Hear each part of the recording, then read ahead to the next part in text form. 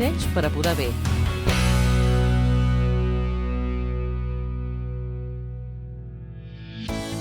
Segur que més d'una vegada heu hagut de podar una planta perquè s'ha fet massa grossa, s'ha enredat, ha crescut d'una manera desequilibrada o se li ha assecat una branca, o perquè voleu potenciar-ne la floració de la propera temporada.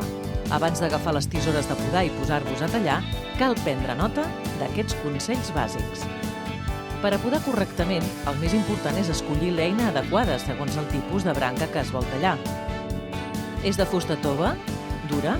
Quin gruix té? Podeu arribar-hi amb facilitat o està molt en l'aire?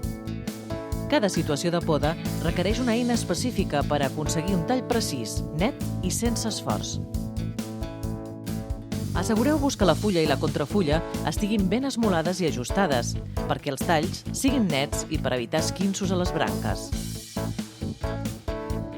Netegeu bé les fulles per evitar el contagi de fongs i malalties. Passeu-hi alcohol o simplement renteu-les amb aigua i sabó o assequeu-les bé. I ara, mans a l'obra. Poseu-vos guants de poda i situeu la fulla lliscant de la tisora a la part superior de l'angle de tall i la contrafulla a sota de la branca. Si voleu podar per sobre de l'únic borró, feu-hi un tall oblic, 5 o 10 mil·límetres per sobre.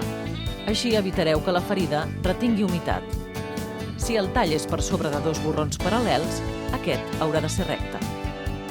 Segelleu les ferides de poda amb pasta cicatritzant, sobretot si són grans, perquè es tanquin el més aviat possible i no es converteixin en una via d'entrada de malalties.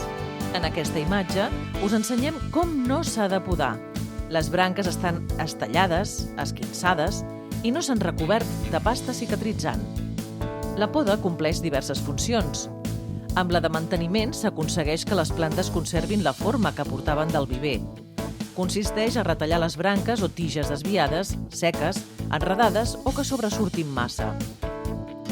Acostuma a ser un tipus de poda senzilla i que es pot fer tot l'any, però si hi ha moltes branques per tallar o són gruixudes, el millor és esperar que la planta estigui en repòs. La poda de neteja serveix per a eliminar les branques seques, trencades, dèbils, malaltes i malformades i els xucladors dels peus i les branques. L'època ideal per a fer-la és l'hivern, especialment en el cas dels arbres, els arbusts i les enfiladisses.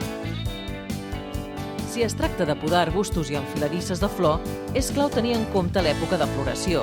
Si no, us podeu quedar sense flors la temporada següent. En general, els arbustos i les enfiladisses que fan flor a la primavera, lilàs, xeringuilles, camèlies, quèrries, es poden si cal una vegada s'ha acabat la floració, perquè els botons que s'obriran el proper any es formen de seguida. És a dir, floreixen de les branques de l'any anterior.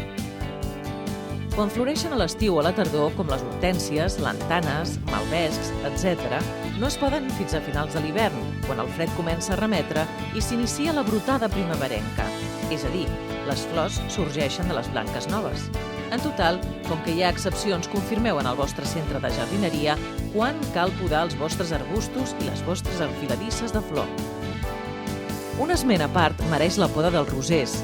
Entre desembre i gener, molts d'ells s'han de sotmetre a la poda més important de l'any, essencial per aconseguir una estructura oberta i ben distribuïda i una bona floració a la primavera. Talleu les branques de biaix per sobre d'un borró sa. Si heu de podar un arbre, espereu que faci fred perquè perdi menys saba. Feu el tall a la base de la branca, però sempre per sobre del coll, a uns centímetres per damunt de la unió amb una altra branca. Si la branca està molt en l'aire, utilitzeu un tallabranques telescòpic que us permetrà arribar-hi fàcilment i sense riscos. La poda de neteja dels arbres fruiters és com la de qualsevol altre arbre. Pel que fa a la poda de fructificació, tingueu en compte que varia molt entre les diferents espècies. Abans de fer-la, pregunteu a un expert del vostre centre de jardineria.